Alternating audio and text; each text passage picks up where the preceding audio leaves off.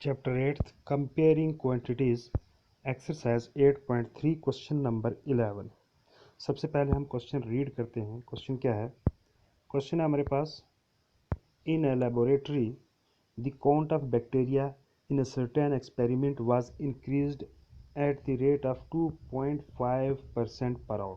कह रहे हैं कि एक लेबोरेटरी में बैक्टीरिया को काउंट किया गया, गिना गया तो किसी एक्सपेरिमेंट से, तो फिर कह रहे हैं कि जो उसके बढ़ने की इंक्रीज यानी बढ़ने की जो क्षमता थी, बढ़ने की जो उसकी रफ्तार थी, वो किस अंदाज से बढ़ रहा था, कितने परसेंट से बढ़ रहा था? 2.5% से। एक घंटे में 2.5% बढ़ रहे थे।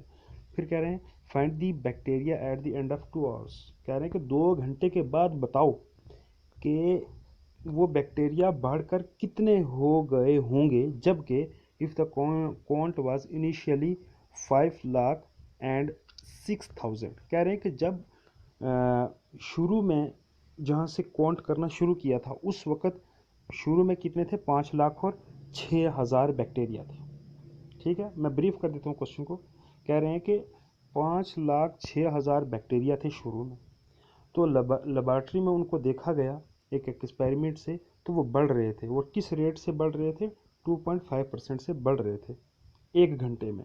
हमें कह रहे हैं कि बताओ 2 घंटे के बाद उनकी तादाद कितनी हो गई, होगी, यानी वो कितने बढ़ गए होंगे। तो देख लीजिए, बिल्कुल, क्योंकि हमारे पास तो अमाउंट वाला फार्मूला है तो उसी से हम चलेंगे। तो यहाँ प्रिंसिपल कितना है? 5,06,000। रेट कितना है? 2.5%। टाइम कितना है? 2 आवर्स। अब amount is equal to P into 1 + R/100 ये वाला फार्मूला लगाया। तो लगाने के बाद इनके अंदर वैल्यूज़ को पुट किया। 5,06,000 इंटू 1 + R कितना है? 2.5 अपॉन 100 फार्मूले का n कितना है यहाँ पर? 2 लगा दिया। अब उसके बाद देखिए 5,06,000 दैट्स इक्वल टू, अब यहाँ पर आपको समझना है कि ये क्या चीज़ है। ये 2.5 से हो गया 25। क्यों?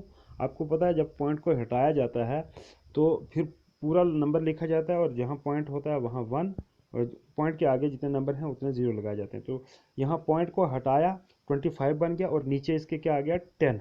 ठीक है, पॉइंट की जगह पर 1, और पॉइंट के आगे कितने नंबर थे? सिर्फ एक। कौन सा? 5। तो इसलिए एक के आगे सिर्फ एक ही 0 आया। तो ये आ गया 2.5 को चेंज करके आ गया 25/10। इसलिए परेशान होने की ज़रूरत नहीं है। और मल्टीप्लाई ये जो 100 है, ये कौन सा? फार्मूले का। अब हमने इसको कैंसिल भी कर दिया है। कौन कौन सी चीज़ को कैंसिल किया है? 25 वन द 25, 25 4 द क्या होता है? 100। ठीक है, अब उससे आगे हम चले, तो उससे आगे जब हम चले तो 5,06,000 इंटू 1 + 1, ऊपर सिर्फ 1 बचा, अपॉन 10 भी बचा, इंटू 100 की जगह क्या है? सिर्फ 4 raised to power 2। अब आगे देखिए, that is equal to 5,06,000 into, ये कितना बन गया? ये देखिए, 10 को 4 से मल्टीप्लाई किया तो ये दोनों को तो 40, 40 इंटू 1, 40 को 1 से मल्टीप्लाई किया तो 40 इंटू 1 कितना? 41 प्लस 1 कितना आया? 40 प्लस 1 कितना आया? 41 अपॉन नीचे कितना रहा? सिर्फ 40। 41/40 रेज टू पावर कितना है? 2। अब उसके आगे चले तो सिंप्लीफाई किया तो क्या आ गया? 5,06,000 इंटू 41/2, 41/40 मल्टीप्लाई 41/40। अब देखिए, ये 2 0 और ये 2 0 कैंसिल, यानी ये वाला 0 और ये वाला 0, 40 के आगे वाले 0, और इधर से 2 0 कैंसिल हो गया। अब 4 1 4 और 4 1 1,265 द 5,060, ये डिवाइड हो गया 4 से। हमारे पास ऊपर बच क्या गया? 1,265 मल्टीप्लाई 41। ठीक है, यहाँ का 4 उधर से डिवाइड हो गया, और आगे बचा 41/4, ये बचा है। अब इससे आगे फाइनल आंसर क्या आया देख लीजिए। फाइनल आंसर हमारे पास आया है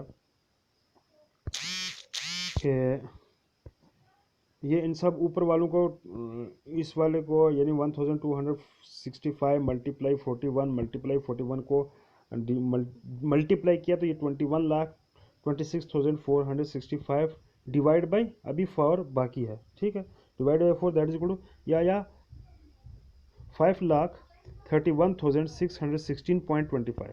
ठीक है, ये यानी 2 घंटे के बाद वो बैक्टीरिया बढ़कर कितने हो जाएंगे, 5,31,616.25 बैक्टीरिया हो जाएंगे। जो शुरू में कितने थे, शुरू में 5,00,000 और 6,000 थे, तो 2 घंटे के बाद 5,31,616 हो जाएंगे। इस तरह से ये हमारा क्वेश्चन नंबर 11 कंप्लीट हो जाता है।